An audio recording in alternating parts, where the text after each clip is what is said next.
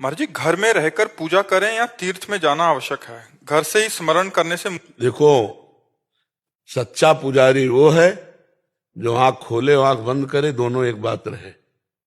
घर जाए या चाहे तीर्थ जाए, एक बात होनी। ईश्वर एक है, वो सर्वत्र है, वो सब समय है, वो सब में है, वो सबका है।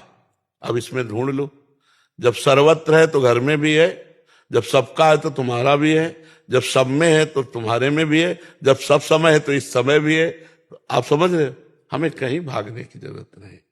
हम अपनी भावनाओं को पवित्र करने के लिए पहले बाहर से शुरू करते, चलो अमुक तीर्थ चलते हैं, चलो अमुक तीर्थ चलते हैं, पर लौट के आना है हृदय रूपी तीर्थ में। जब आपका स्मरण चलेगा ना, तो सारे तीर्थ आप में विराजमान है। जब भगवान विराजमान है तो और कौन सी बात रह गई? समझ रहे हो ना? ये केवल हम जो अनुसंधान करते हैं बाहर, चूंकि हम बहिर्मुख हैं, बाहर हो चुके हैं, तो बाहर अनुसंधान, अमुक मंदिर, अमुक अमुक जगह, अमुक, और धीरे धीरे धीरे जब हृदय पवित्र हुआ तो अंदर ही देखने लगे।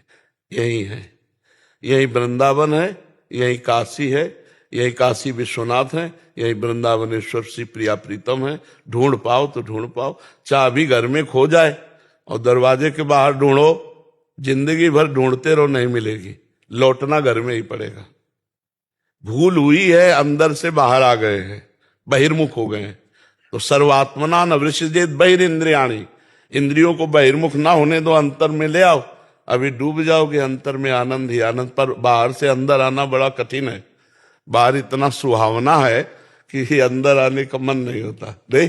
और जो अंदर आ गया, वो अंदर का सुख मिला, तो फिर बाहर उसे कुछ अच्छा नहीं लगता। ये भी बात, दोनों बातें समझ लो। तो हमें लगता है जहां रहो वहां ये निश्चय करो कि मैं भगवान के धाम में रह रहा हूं। जहां हो मैं भगवान के साथ रह रहा हूं, पास रह रहा हूं। बस भगवान का स्मरण करो, ये खास बात है। कभी कभी आंखें बंद करो तो सीधे बिहारी जी के दर्शन हो जाते हैं कभी कभी। तो आंखें खोलने पर कौन है? तो इन सब में वही बैठा है। मंदिर गए ना, तो मंदिर का ढांचा बना है ना, फिर उसमें बिहारी जी है ना, ऐसे ही ढांचा बना है, पुरुष का स्त्री का ढांचा बना है, और इनके हृदय मंदिर में बिहारी जी बैठे हैं। देख लो तो बहुत निहाल हो जाओगे। महाराज जी, कभी कभी मैं आपसे नाराज हो जाती हूँ, फिर उसके बाद जब गाड़ी में कभी बाहर निकलती हूँ तो आप मुझे आसमान में भी दिखाई देते हो। नहीं, हमारी नाराजगी, हमसे गलती कौन सी होती है?